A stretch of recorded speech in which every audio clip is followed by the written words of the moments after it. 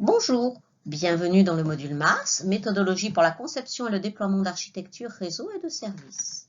Dans cette partie, nous allons nous attacher à la méthodologie de conception et de déploiement d'infrastructures distribuées, d'administration système et réseau pour monter une infrastructure répondant aux besoins d'une architecture technique.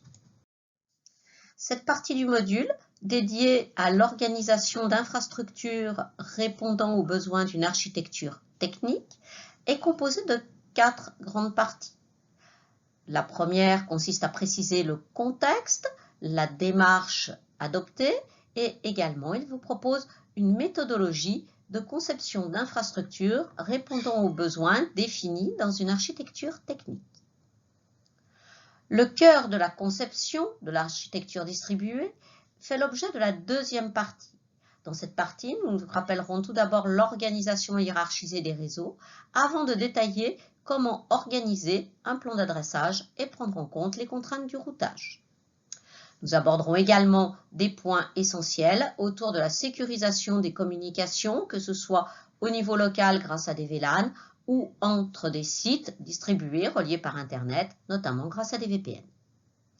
Enfin, en considérant cette infrastructure comme un objet logiciel complexe, nous verrons comment l'usage de chaînes de liaison va permettre de comprendre comment intégrer les différents modules logiciels qui composent cette infrastructure.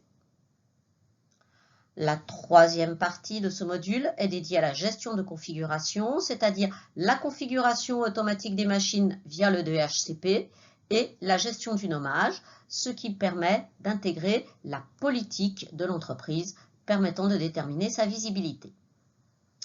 Dans une quatrième partie, nous aborderons l'optimisation du routage dans des réseaux étendus et des réseaux de grande taille.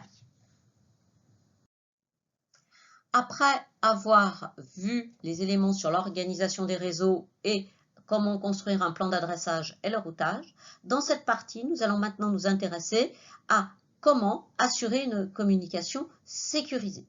En effet, les attaques vont passer par le réseau, donc il va falloir se protéger à la fois sur le réseau interne et sur les accès Internet quand on va vouloir interconnecter des sites. Se protéger sur le réseau interne, ça va permettre de segmenter des flux et donc de limiter la contagion en cas d'une attaque. On va voir que ça va permettre de le faire grâce à une technologie qui s'appelle des réseaux locaux virtuels, des VLAN. Et quand on va se connecter de manière sécurisée à d'autres sites ou à certaines ressources sur Internet, on utilisera des VPN, des Virtual Private Network. La prise en compte de la sécurité est un enjeu majeur pour l'organisation des infrastructures distribuées. En effet, les systèmes d'information qui vont les utiliser sont des valeurs patrimoniales non négligeables pour les entreprises. Il est donc important de gérer à la fois le problème de la confidentialité, c'est-à-dire de garantir qu'aucune personne non autorisée pourra accéder au contenu d'une information, mais aussi de garantir la disponibilité du système. Ce dernier point va faire appel aux contraintes sur le niveau de performance. Pour répondre à ces enjeux, il va falloir définir de manière précise qui va pouvoir communiquer avec qui et également comment garantir que des informations qui peuvent circuler sur un réseau public puissent n'être comprises que par les interlocuteurs qui y sont autorisés. Pour cela, nous allons voir les technologies de VLAN et de VPN. Le VLAN va permettre de séparer les flux sur des réseaux locaux en cloisonnant les diffusions. Il va donc falloir définir des règles de communication pour respecter le qui peut communiquer avec qui. Le VLAN, s'il cloisonne la diffusion, ne va pas permettre de chiffrer, c'est-à-dire que toute personne qui est autorisée à communiquer avec d'autres personnes pourra voir les informations. En revanche, le VPN va permettre de poser un tunnel, c'est-à-dire une espèce de tuyau avec deux extrémités, le début et la fin, et les données vont circuler virtuellement dans ce tuyau. Comment cela fonctionne-t-il? Eh bien, tout simplement, les informations qui vont devoir transiter par ce tunnel vont être encapsulées dans des paquets, et ce sont ces paquets encapsulés qui seront routés sur le réseau public. Ainsi, si je chiffre les données qui vont être encapsulées, eh bien, aucune personne ne pourra accéder au contenu du paquet. Par contre, le paquet encapsulant, avec ses entêtes, sera totalement lisible. Bien évidemment, on va pouvoir observer qu'un point A communique beaucoup avec un point B, mais vous ne pourrez jamais savoir quel est le contenu qui circule pour cette communication. Au niveau des VLAN, plusieurs technologies ont été abordées. Il s'agit donc de construire des réseaux locaux virtuels, mais sur une infrastructure qui est privée. On va pouvoir limiter la diffusion à différents niveaux. Le VLAN par port est le VLAN de niveau physique. On va pouvoir regrouper des équipements en fonction du port du switch sur lesquels ils sont connectés. Ainsi, on va pouvoir définir des groupes fermés de machines qui pourront communiquer les unes avec les autres. Au niveau des laboratoires de recherche, des VLAN de niveau 2, c'est-à-dire définissant les règles d'appartenance à un groupe en fonction des adresses MAC, ont été identifiés. Cela présente un intérêt certain car cela facilite la flexibilité. Mais en fait, cet intérêt se retrouve quand même assez limité. Pourquoi? Eh bien, tout simplement parce que le coût du matériel qu'il faudrait développer est très élevé. Donc, cela va déjà limiter l'adoption de la chose. Et puis ensuite, vous avez souvent les machines qui vont être connectées, toujours la même machine qui est connectée toujours au même endroit, donc toujours sur la même prise. Donc en fait, la variabilité au niveau des adresses MAC est peu présente. Par contre, dire que telle prise a le droit de communiquer avec telle autre prise, donc tel port du switch a le droit de communiquer avec tel autre port du switch, est intéressante. Donc on va pouvoir, dans beaucoup de cas, se ramener à une problématique de VLAN de niveau 1. On va également pouvoir parler de VLAN de niveau 3, c'est-à-dire créer des sous-réseaux logiques au niveau des adresses IP. Cela suppose de pouvoir construire différents plans d'adressage et donc on va non plus faire de la commutation de niveau 2 mais utiliser de la commutation de niveau 3, c'est-à-dire un pseudo-routage de niveau 3. On va donc pouvoir avoir ces types de switch de niveau 3 qui vont avoir des fonctions de routage assez limitées mais qui vont pouvoir permettre d'avoir beaucoup de ports à connecter. L'avantage des VLAN de niveau 3 est qu'au moment de la connexion, on va pouvoir affecter tel ou tel utilisateur dans tel ou tel VLAN et également avoir une amélioration des algorithmes de routage en prenant en compte des chemins particuliers. Enfin, on pourra également utiliser des règles en analysant les paquets pour construire des VLAN, c'est-à-dire associer non plus une adresse, non plus une machine, mais associer une fonction aux besoins de sécurité. Dans ce qui suit, nous allons aborder uniquement la configuration des VLAN par port, c'est-à-dire les VLAN les plus communs qui existent. Pour spécifier le VLAN, il va donc falloir définir qui peut communiquer avec qui, c'est-à-dire quel port est autorisé de communiquer avec quel autre port du switch. Alors, je vais pouvoir définir par exemple le VLAN numéro 2 qui va rassembler les ports 3, 4, 5 et 6. Le VLAN de niveau 3 va rassembler les ports 7, 8 et 9. Le problème est que aucune des machines des ports 7, 8 et 9 ne va pouvoir communiquer avec d'autres machines des ports du VLAN numéro 2. Maintenant, comment vais-je faire si jamais je dois avoir des machines sur des switches différents? C'est-à-dire que je vais utiliser un lien pour passer d'un local technique à un autre local technique. À ce moment-là, je vais devoir avoir, mettons, le lien 24 qui est un lien de descente. Et je dois autoriser à la fois le VLAN numéro 2 et le VLAN numéro 3 à partager ce lien. Ce n'est visiblement pas possible. Pour pouvoir dépasser cette contrainte, eh bien on va pouvoir modifier la PCI des données qui vont circuler sur ce lien de descente, c'est-à-dire on va pouvoir ajouter par exemple le numéro de VLAN dans la PCI. Ainsi, lorsque l'information va circuler sur un lien qui est partagé entre plusieurs VLAN, on va savoir très précisément à quel VLAN cette information va appartenir. Et donc, à l'extrémité, on pourra tout aussi bien respecter la règle de diffusion. Donc, quand je vais configurer un switch, je vais donc devoir dire non seulement si un port appartient à un VLAN, mais également s'il doit être tagué ou s'il est non tagué. S'il est membre de plusieurs VLAN, il devra être configuré appartenant au VLAN en mode tagué. Dans tous les autres cas, il ne sera pas tagué. Et c'est le switch qui va gérer l'ajout ou la suppression de ces tags le cas échéant, mais c'est aussi les machines qui devront ajouter ou ne pas ajouter ces différents tags. De manière opérationnelle, nous allons maintenant nous intéresser à la configuration du VLAN par port sur un switch. Ici, vous voyez la configuration faite dans le cas d'un switch 3COM. La plupart des switches du marché permettent, via leur adresse de management, d'accéder à une interface webisée. Donc à partir d'un navigateur, on accède directement à l'interface de configuration du switch et la première page nous permet dans la vue Device d'avoir un plan avec les différents ports du switch et on voit en vert les ports qui sont connectés à du matériel. Ici par exemple le port 24. Sur le menu à gauche, vous voyez qu'on va pouvoir configurer des VLAN. Le menu de configuration des VLAN permet de configurer VLAN par VLAN les ports qui appartiennent à ce VLAN en définissant pour chacun d'eux s'ils sont en mode tagué ou non tagué. Ainsi, sur l'écran de configuration, on va pouvoir définir le numéro du VLAN, puis un nom pour ce VLAN qui permettra à l'administrateur de savoir à quoi correspond cette zone. Et ensuite, pour chaque port, par défaut, on n'est pas membre, ce sont les ports qui restent en gris. Et si on est membre, on va préciser si le VLAN doit être en mode tagué, c'est-à-dire que les PCI, les trames intégreront le numéro du VLAN, ou en mode non tagué, c'est-à-dire que les PCI des ports associés à ce VLAN ne doivent pas intégrer de numéro de VLAN. On voit donc ici que les ports 1, 2 et 3 sont configurés en mode non tagué et que les ports 4, 5, 6 sont configurés en mode tagué.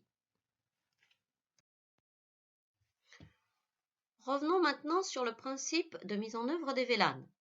Lorsqu'on désire construire une architecture séparant différentes machines en sous-réseaux, ici par exemple vous avez un réseau pour les serveurs et un réseau pour les postes de travail, on imagine dans un premier temps que l'organisation du câblage et l'intégration des différents équipements va suivre cette organisation logique.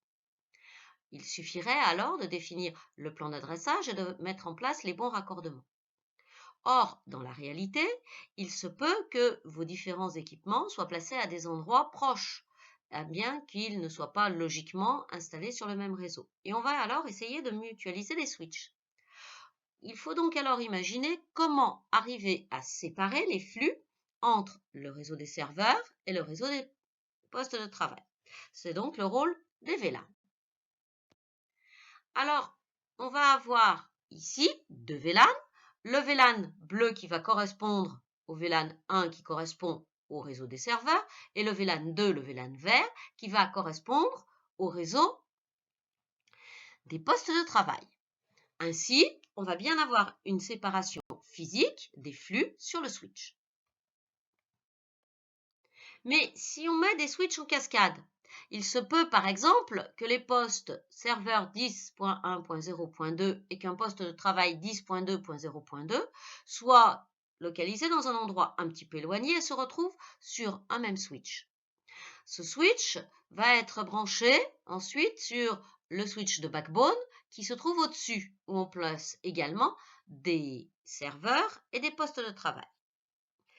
Le problème est alors de définir comment on va faire passer deux VLAN sur un port, c'est-à-dire comment on va gérer les ports associés au lien de descente permettant d'interconnecter les deux switches.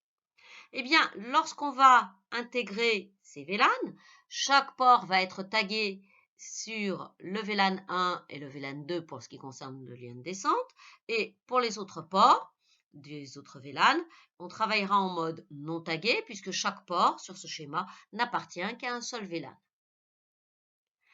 Ainsi, pour l'envoi d'une commande de ping du poste 10.2.0.3, on va d'abord avoir la création d'un paquet ICMP. On note que l'IP source est 10.2.0.3 et que l'IP destination est celle de notre serveur qui se retrouve sur le deuxième switch. Le PC 10.2.0.3 va déjà estimer que pour atteindre le serveur qui se trouve sur un autre réseau, il va devoir passer par son routeur. On va donc voir dans l'entête de niveau MAC l'adresse MAC de la source, mais l'adresse MAC du port associé du routeur, ce qui va permettre d'envoyer directement le paquet au port du routeur associé à l'adresse IP 10.2.0.1. Ce paquet va rentrer sur le switch, sur le port de connexion du PC, puis on va ressortir sur le port de connexion de la patte du routeur correspondant au réseau 10.2.0.0. Ainsi, on n'a pas eu à ajouter de tag ou quoi que ce soit, on était bien dans le même VLAN, donc le paquet a bien pu transiter. Lorsqu'on va arriver sur le routeur va analyser l'adresse IP destination et s'apercevoir qu'il peut la router directement sur son autre interface. Il va donc procéder à l'envoi, donc en insérant son adresse MAC et insérer l'adresse MAC du destinataire, c'est-à-dire l'adresse MAC du serveur 10.1.0.2. Et ce paquet va arriver sur le switch. Il était parti en mode non tagué, mais lorsqu'on va arriver sur le switch et avant de le renvoyer au deuxième switch, il va falloir qu'on rajoute l'identifiant du VLAN serveur, c'est-à-dire le tag 1 associé au VLAN 1, qui permettra, lorsque on va utiliser le lien de descente, de repérer le VLAN sur lequel on a effectivement le droit de faire passer ce paquet. Lorsqu'on va arriver sur le switch 2, on enlèvera à ce moment-là ce tag pour le réenvoyer directement au serveur et le serveur recevra au niveau IP le paquet sans les adresses MAC. Il pourra alors analyser ce paquet et construire sa réponse. Abordons maintenant le problème des tunnels, des VPN. Donc, on va le trouver principalement au niveau 3 de l'OSI avec le protocole IPsec, mais on peut aussi le trouver de manière résidente avec le protocole IPv6 avec des options de sécurité. Lors de l'établissement d'un VPN, il va falloir définir les extrémités, source et destination du VPN. Je dois donc avoir clairement l'identité des deux adresses, des points de départ et d'arrivée du VPN. Mais je vais avoir également d'autres choses. J'ai les adresses, il faut aussi que je puisse prouver l'identité de ces points. Je vais également avoir à choisir les algorithmes de chiffrement qui assureront la sécurité. Mais cela n'est pas suffisant. Si vous avez un hacker qui attaque le site A, qui est à la source, eh bien, votre hacker pourra attaquer le site B en utilisant le VPN, très facilement. Donc, en fait, on va aussi être amené à cloisonner les objets qui peuvent utiliser le VPN. C'est-à-dire qu'on va aussi pouvoir définir qui aura le droit au niveau de la source de communiquer avec qui au niveau du destinataire. Au niveau des gestions de VPN, les données sont chiffrées, si on peut le faire, ou simplement embrouillées. Cela va dépendre de la législation des États que l'on va traverser. Et également, on va pouvoir aussi intégrer des routes qui peuvent être plus ou moins sécurisées, c'est-à-dire avoir un impact sur l'algorithme de routage pour choisir les routeurs traversés. L'intérêt des VPN est évident. Il est d'abord économique, puisqu'on va pouvoir réduire beaucoup les coûts de communication en utilisant l'infrastructure Internet. Il semble simple à mettre en œuvre car c'est essentiellement de la configuration logicielle et cela peut aussi permettre de travailler à l'international. Par contre, le VPN a un certain nombre de problèmes. Malgré sa capacité à permettre à travailler à l'international, il n'est pas toujours très disponible parce qu'on peut avoir des contraintes légales très différentes. On peut aussi avoir des contraintes qui vont être liées à l'administration du réseau étendu. Et les moyens nécessaires sont liés à l'offre de l'opérateur que vous allez utiliser. Vous pouvez bien sûr choisir d'être vous-même votre propre opérateur, mais dans ce cas, c'est vous qui êtes responsable du respect du cadre légal. Pour les opérateurs classiques, l'offre VPN repose sur un service d'authentification et sur une bonne gestion du transport des données qui doit être protégé. Ce n'est que si vous souscrivez à une offre opérateur que vous pourrez accéder à des services vous permettant de choisir un routage avec des routeurs réputés beaucoup plus sûrs. La configuration du VPN va dépendre du type de tunnel et de ce qu'on autorise. On va pouvoir établir un VPN entre des réseaux ou entre une machine et un réseau. En fait, le dessin du VPN est relativement simple. Souvent, on va mettre un petit tuyau au-dessus de l'Internet, éventuellement avec un petit cadenas, mais il va falloir d'abord qu'on choisisse le mode de chiffrement. Et ce mode de chiffrement va être par exemple le protocole IPsec ou le protocole SSL. Ensuite, il va falloir définir comment échanger les clés, c'est-à-dire que les extrémités du tunnel doivent être bien identifiées. Il va falloir pouvoir apporter des preuves de l'identité et aussi permettre l'échange des clés pour le chiffrement.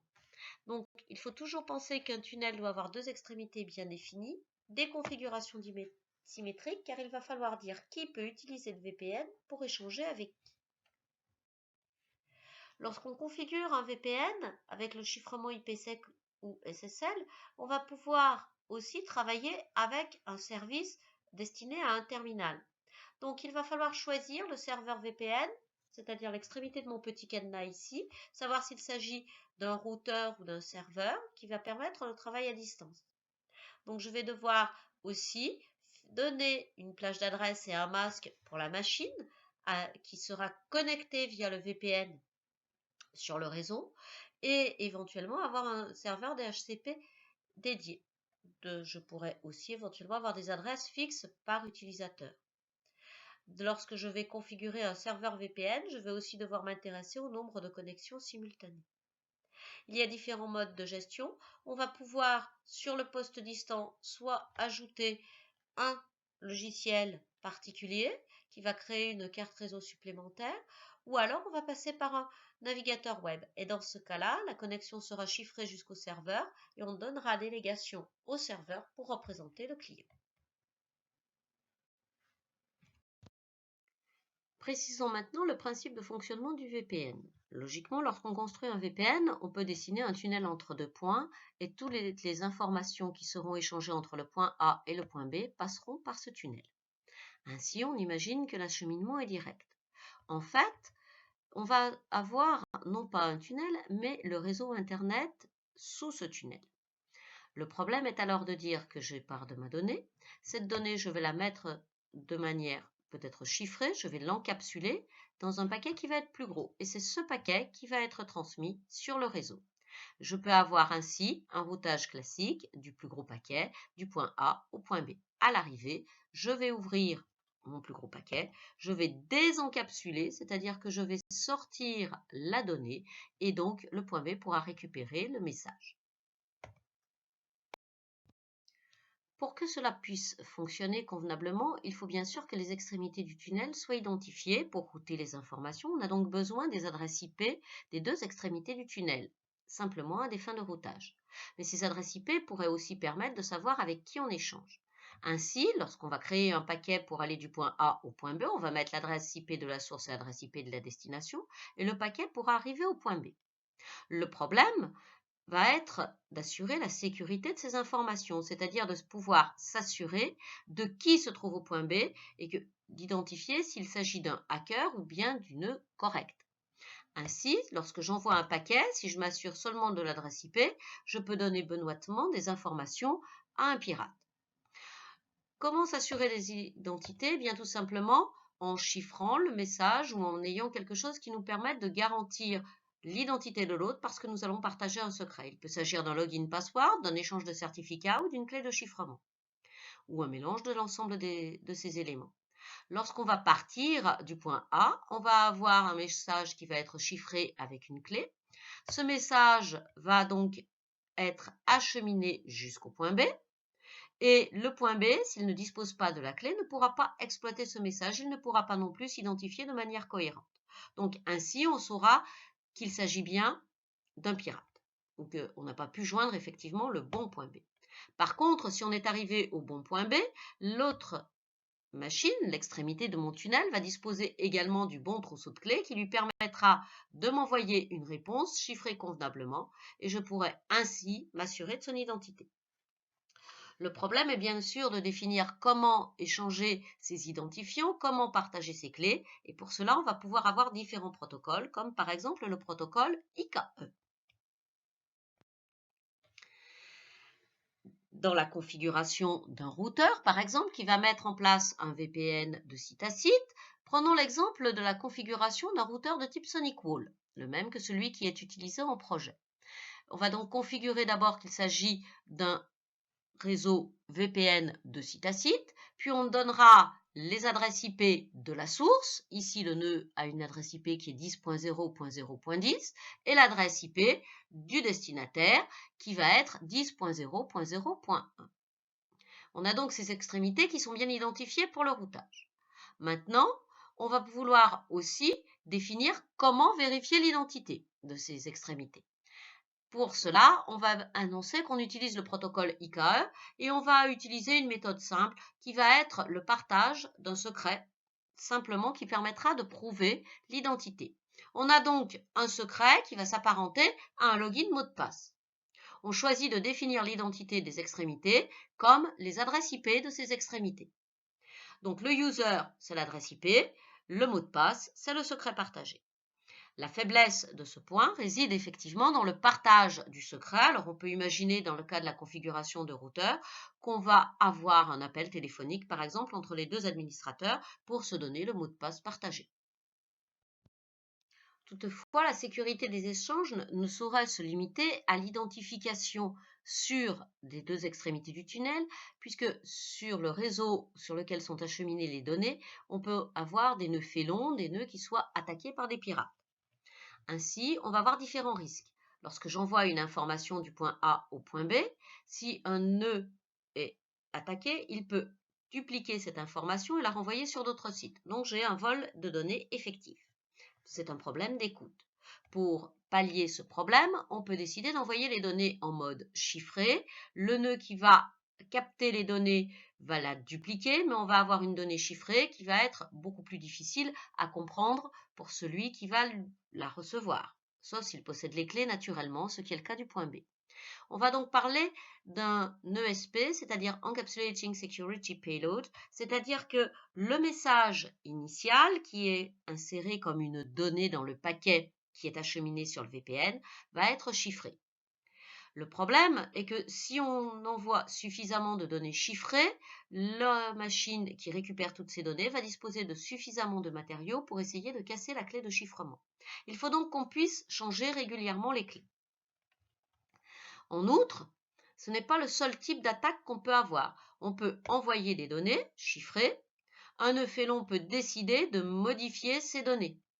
Et donc, sur le point B, on va récupérer des données éventuellement chiffrées, mais qui ne sont pas des données correctes. Donc, comment faire pour pouvoir détecter le vol? Eh bien, tout simplement, on va authentifier également les données, c'est-à-dire authentifier un échange pour permettre de pallier une attaque de type attaque sur l'intégrité. Vous voyez maintenant qu'en bas de mon message qui va partir du point A, j'ai une petite signature en plus du cadenas.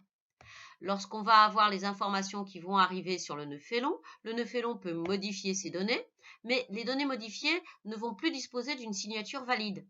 Ainsi, lorsque ces données modifiées vont arriver au point B, le point B pourra décider que ces données ne sont pas valides et donc qu'il y a eu vol de données, qu'il y a eu compromission. Pour cela, on a donc besoin d'un mécanisme de chiffrement et d'un mécanisme de signature. Ces mécanismes de signature sont mis en place par des algorithmes de type hashing. Donc, à la connexion, il va falloir non seulement négocier comment on va authentifier, c'est-à-dire la négociation d'authentification avec le protocole IKE, c'est la phase 1 qui permet de s'assurer de l'identité et qui va également permettre de définir des paramètres pour échanger les clés d'authentification. Mais il va également falloir négocier lors de la connexion les modalités pour le chiffrement des données, les modalités pour la signature, donc les algorithmes de hashing, et comment on va échanger les clés. Enfin, pour compléter le déploiement d'une bonne sécurité sur le tunnel, il va aussi falloir identifier quels sont les paquets, quels sont les éléments de confiance qui pourront utiliser le tunnel, puisqu'on va donner ainsi une porte d'entrée sur un réseau sécurisé. Donc, dans la phase 1 du protocole IKE, on s'authentifie et dans la phase de négociation, on va déterminer les paramètres de chiffrement des données, de signature sur les données et la gestion des autorisations. Il va de soi que le tunnel ne peut être ouvert que lorsque les deux extrémités ont pu s'authentifier et lorsque les deux extrémités sont bien d'accord sur les méthodes de chiffrement de données, de signature et de gestion des autorisations. Ainsi, lorsqu'on va s'authentifier, il faut adopter bien sûr un mode chiffré, ce qu'on appelle le main mode pour la phase 1, pour au moins avoir un peu de sécurité. On peut partager des clés a priori, c'est le pre-shared secret, c'est simple, mais le problème, comme je vous l'ai dit tout à l'heure, est de donner la clé à l'autre extrémité, donc on peut imaginer que des administrateurs vont pouvoir s'appeler. Il est bien sûr exclu de faire acheminer des données sur un réseau non protégé. On peut aussi, de manière plus sécurisée, utiliser un chiffrement à clé publique, c'est-à-dire d'identifier des certificats pour authentifier les clés, et également utiliser un protocole comme celui de Diffie-Hellman pour permettre de s'authentifier, de négocier les clés. Attention, les clés et la phase de négociation de l'authentification doit avoir une certaine durée de vie, pas trop longue. On utilisera également des algorithmes de chiffrement et de hashing pour s'assurer que les messages d'authentification ne sont pas modifiés dans cette phase. Lorsqu'on va aborder la négociation, on doit bien sûr avoir la conformité entre les choix sur les extrémités pour les données qui sont encapsulées, c'est la partie ESP, que ce soit pour l'algorithme de chiffrement et l'algorithme de hashing. On peut également décider, pour plus de sécurité, qu'une clé ne pourra jamais être rejouée. C'est le Perfect Forwarding Secrecy. Ainsi, une personne qui attaque, si on met une durée de vie limitée pour la clé, elle ne va jamais avoir suffisamment de données pour pouvoir casser cette clé. Si on ne peut jamais rejouer de clé, on garantit bien effectivement que tout pirate aura un nombre de données insuffisant pour résister à une tentative de cassage de clé. Si on a bien conformité des autorisations pour emprunter le tunnel, on pourra alors établir une association de sécurité, une Security Association, souvent notée SA quand on regarde les États, et qui aura elle-même une durée de vie. Au-delà de cette durée de vie, il faudra renégocier un certain nombre de paramètres. On voit donc ici, dans la gestion des paramètres du VPN, l'identification des droits. Donc dans l'onglet Network, on va créer des objets qui correspondront aux deux réseaux qu'on va vouloir autoriser à utiliser le tunnel. On définit le réseau source et le réseau destination. Donc il faudra à chaque fois, bien sûr, créer des objets réseau et que ces objets soient conformes des deux côtés. Pour ce qui concerne les algorithmes et protocoles liés au chiffrement, eh bien, on va d'abord définir les protocoles qui vont être utilisés pour la phase 1 d'authentification, pour le protocole ICAE. Donc ici, on définit qu'on utilise le main mode, qu'on va utiliser un algorithme de chiffrement de type AES 256, qu'on va réaliser l'authentification avec un algorithme de hashing qui s'appelle SHA-1. Lorsqu'on sera en phase de négociation pour les paquets, on aura du chiffrement des paquets. Donc, on va utiliser effectivement un chiffrement des paquets encapsulés et une signature, c'est le protocole ESP, qui va donc être utilisé dans la phase IPsec. On aura également le même algorithme de chiffrement et le même algorithme de signature. Et vous voyez ici qu'en autorisant le Perfect Forward Secrecy, on a interdit le rejet des clés. Dans ce cas, on va aussi préciser quels vont être les paramètres pour gérer les entêtes et l'échange des clés. Dans cet exemple montrant la trace de connexion d'un terminal distant sur un VPN, on va s'apercevoir qu'il y a plusieurs étapes.